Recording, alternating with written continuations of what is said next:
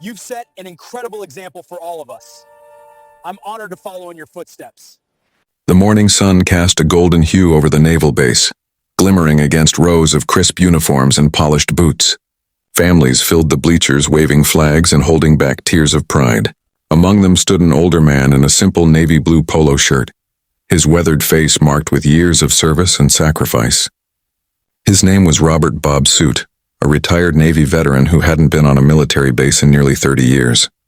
Today he wasn't there as a sailor or officer, just a grandfather coming to watch his grandson graduate as a Navy SEAL. Bob's grandson, Jason, had been training for over a year. Grueling physical challenges, sleepless nights, endless endurance tests. The old man had watched from afar, pride swelling quietly in his chest. His own days of service were long behind him, and he'd never spoken much about them. To Jason, he was just Grandpa Bob, the man who taught him how to fish, change a tire, and stand tall no matter what came his way. As the ceremony began, the commander's voice echoed through the loudspeakers, formal and steady. The cadets stood in perfect formation, their uniforms sharp, their expressions firm. Bob sat quietly, his arms crossed, eyes fixed on the line of young men and women, especially the one standing in the second row, fourth from the left. His heart swelled. That was his grandson. When the names began to be called, Bob's chest tightened with anticipation. He couldn't help but think back to his own graduation decades ago. Different time, same pride. Back then, he was a young man with big dreams and a brotherhood that meant everything. Some of those brothers never came home. The memories came and went like the tide. Faces, names, laughter, pain. He tried to shake it off, focusing again on the present moment. Seaman Recruit Jason Suit, the commander called. Bob rose slightly, clapping as the young man stepped forward to receive his insignia. Jason's eyes met his grandfather's for a brief second. That look said everything. Gratitude, respect, legacy. After the ceremony, families were allowed to mingle and take pictures. Bob made his way through the crowd slowly, shaking hands, smiling politely. He found Jason surrounded by his fellow graduates, all laughing, arms around each other. When Jason saw him, he broke into a wide grin and ran up. "Grandpa!" Jason exclaimed, throwing his arms around him. Bob hugged him tight, the years of distance and silence melting away in that single moment. "You did it, kid," he said, his voice cracking. "I'm proud of you." Before Bob could say more, a commanding voice came from behind. "Excuse me, sir." Bob turned to see a tall man in full uniform, a SEAL commander. His expression was polite, professional. "You must be Jason's grandfather," he said, offering a hand. "Commander Alan Hayes." Bob shook it firmly. "Yes, sir. Robert Suit, nice to meet you." Commander Hayes nodded. "Your grandson is one of the best we've had in years. Strong, determined, just like..." His words trailed off for a moment. "Just like the older generation of sailors, I suppose." Bob smiled modestly. "Well, he gets that from his grandmother," he said with a chuckle. The commander laughed softly, but his eyes lingered on Bob's arm. The sleeve of his shirt had slightly rolled up as he reached to adjust his cap. There, faint but unmistakable, was a tattoo. The old Navy insignia with a dagger crossed through a trident, surrounded by faded initials and a date, 1979. The commander's smile faltered. His gaze fixed on the tattoo and his hand slowly dropped to his side. "Sir, that tattoo," he said quietly. "Where did you get it?" Bob glanced down at his arm, almost surprised. "Oh, this old thing? Got it back in the day. Means a lot, but it's just history now." Commander Hayes' voice dropped lower. "That's not just any tattoo. That insignia was only used by one SEAL team, Team 9. It was decommissioned in 1981 after a classified operation in the South China Sea." Bob's expression changed. His eyes darkened with memories he'd buried long ago. "That's right," he said softly. "Operation Iron Wave." Jason looked between them, confused. "Grandpa, what's going on?" The commander took a step back, his face pale. "Sir, I read about that mission in archives. They said all members of Team 9 were declared KIA. Only one was never accounted for. Codename Falcon." Bob stared at him for a long moment before giving a weary smile. "Guess they were wrong." The words hung in the air like a storm cloud. The commander looked stunned. "You're Falcon?" Bob nodded. "Used to be." Jason looked from his grandfather to the commander, trying to process what he was hearing. Wait, what does that mean? You told us you were just a radio operator. Bob sighed, rubbing the tattoo on his arm. I was. But things got complicated. He turned toward the sea, his gaze distant. We were on a covert rescue mission in '79, a small island off the coast of Vietnam. There were American POWs who never made it home. Our team went in to extract them, but everything went wrong. Half the team was lost in an ambush. The rest, well, I stayed behind so the others could escape. I was captured. The Navy thought I was dead. Jason's mouth fell open. But how did you get out? Years later, Bob said quietly. I escaped. Made it back through the jungle, found my way to the coast. But by then I was a ghost. No records, no name. I figured it was better that way. Commander Hayes listened in stunned silence. Sir, if that's true, you deserve recognition. Your file should have been cleared decades ago. Bob shook his head. No, Commander. Too many good men died that day. I made my peace with it. I didn't come here for medals or attention.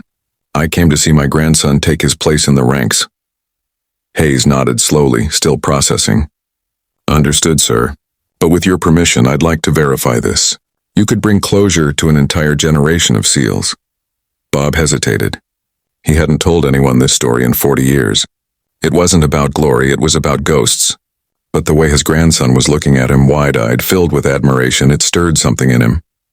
Do what you need to do, Commander, he finally said. But let's not ruin a good day. The commander smiled faintly. Of course, sir. And thank you. For everything. Jason was still in awe. Grandpa, I can't believe it. You were one of them, a SEAL. Bob laughed softly. I was one of many, kid. The only thing that matters now is that you carry it forward. Honor, loyalty, brotherhood. That's what counts. As the afternoon went on, the base buzzed with celebration. Families took pictures, cadets laughed, flags waved proudly in the breeze. But the commander couldn't shake the image of that tattoo. That same mark was in every classified record he'd ever seen, etched on the arms of heroes who never made it home.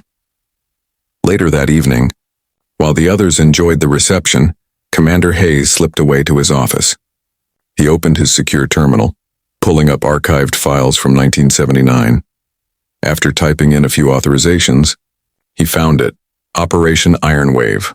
A list of SEALs appeared, each marked as deceased. Then, one stood out. Falcon, real name Lieutenant Robert J. Suit.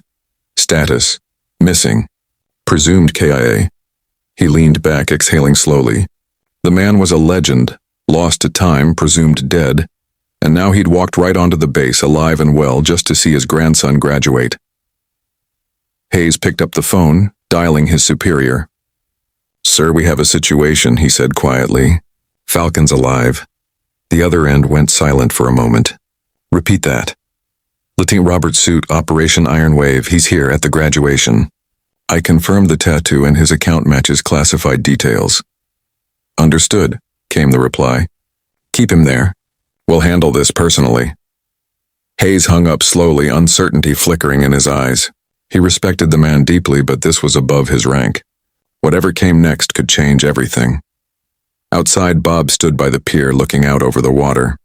The ocean breeze carried the same salty scent it always had, a reminder of the lives he'd left behind.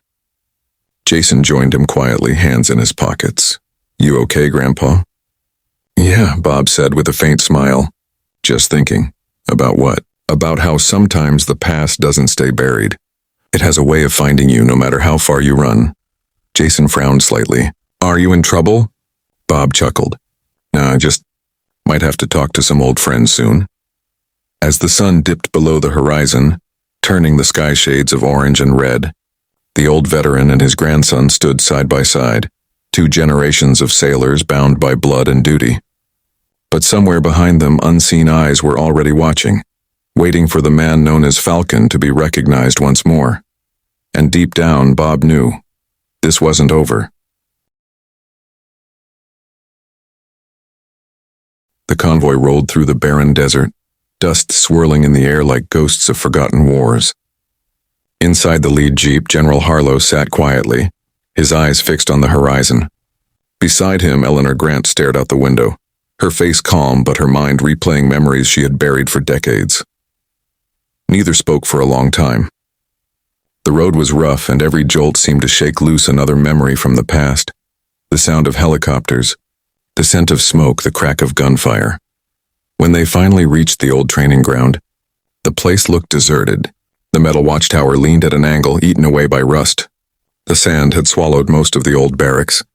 Yet to Eleanor it all looked painfully familiar. "This is where we trained," she murmured, stepping out of the jeep. "Right there near the ridge, and that's where we used to line up before night ops." General Harlow followed her gaze. It's hard to believe this was once the most classified unit in the country. Eleanor walked slowly toward a pile of collapsed crates.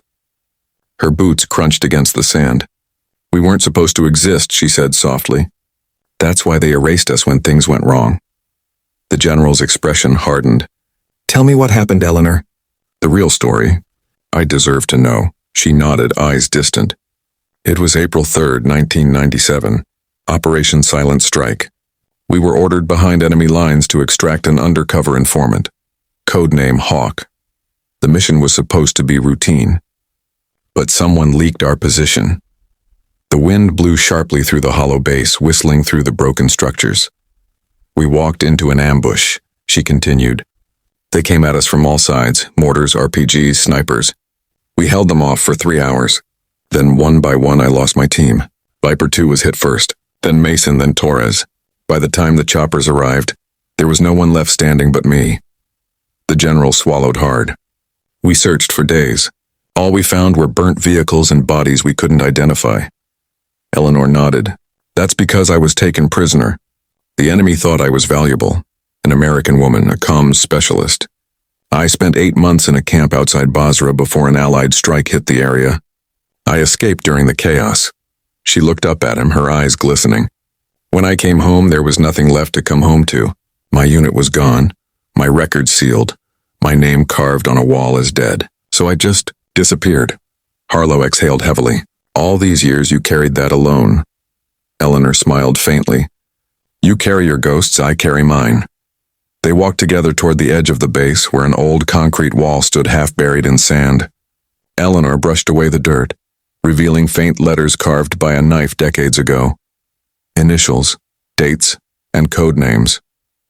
She ran her fingers across them as tears filled her eyes. Viper 2, Viper 3, Viper 4, and all gone. And I never even got to bury them. The general stood beside her in silence. After a long moment, Eleanor reached into her bag and pulled out a small metal box. She opened it carefully. Inside were 4 military dog tags, each one corroded by time but still legible. "I kept these," she said softly.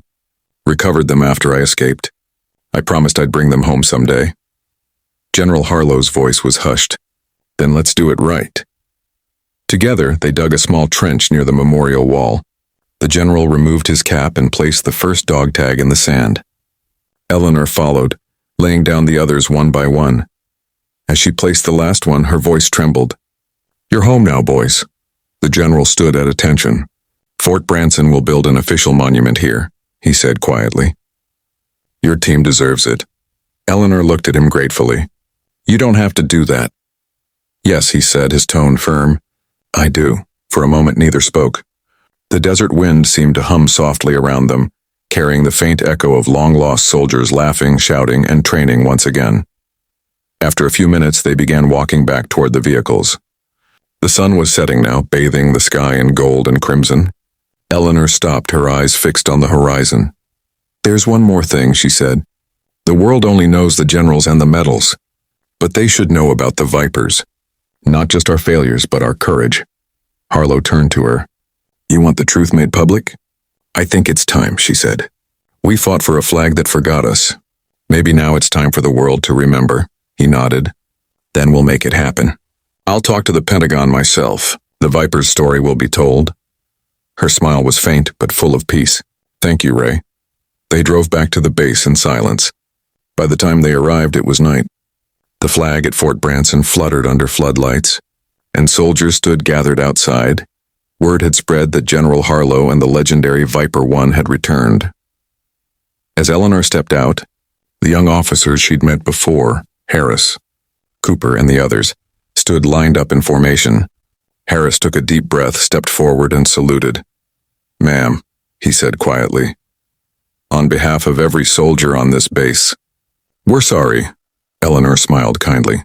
There's nothing to be sorry for, son. You just didn't know. The general stepped forward and addressed the entire formation. This woman, he said, his voice echoing across the yard, is Sergeant Eleanor Grant, Shadow Viper's unit, codename Viper 1. She carried the burden of silence for 28 years. Today she finally came home. The soldiers stood stiffly at attention. A wave of emotion moved through the crowd. The general looked at her once more. If you'd like, Eleanor, the floor is yours. Eleanor hesitated for a moment, then stepped forward. Her voice, though soft, carried across the base like a command. I'm no hero, she said. I was just doing my job, same as any of you. But if you remember anything from me, remember this. The uniform you wear isn't about medals or ranks. It's about the lives you protect and the brothers and sisters you stand beside.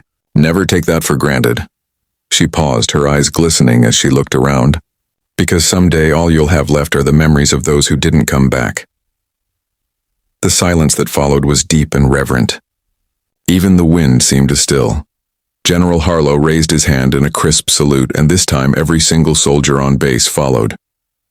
Hundreds of salutes filled the air, the sound of boots clicking echoing like thunder. Eleanor returned the salute one final time, her heart heavy yet at peace. Later that night, as the base lights dimmed and most of the soldiers returned to their quarters, she stood alone by the memorial wall. The stars stretched endlessly above her, the same sky she'd looked up at all those years ago in the desert. General Harlow approached quietly. You should get some rest. I will, she said softly. Just wanted to say goodnight to the team. He nodded. Tomorrow the Pentagon will reinstate your honors. Your name will be removed from the KIA list. Eleanor smiled faintly. That doesn't matter anymore. I didn't come back for medals. Then why did you? He asked. She looked at the wall, her eyes shimmering in the dim light. Because I promised them I'd come home. And a soldier always keeps her promise. For a moment the general had no words. He simply stood beside her, the two of them staring into the quiet night.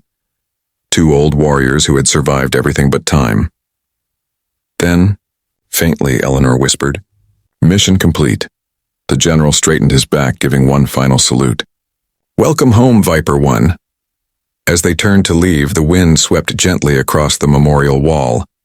The sand shifted, revealing more of the faded carvings, the last line the team had etched all those years ago. We live in the shadows, so others can live in the light. The camera would fade on that line, the flag waving in the background, as soft music swells, the sound of honor reborn, and as the screen fades to black, the words appear. Dedicated to every soldier whose story was never told. If you believe such heroes should never be forgotten, make sure to like this video, share it with others, and subscribe to Stories of Valor for more real stories of courage and sacrifice.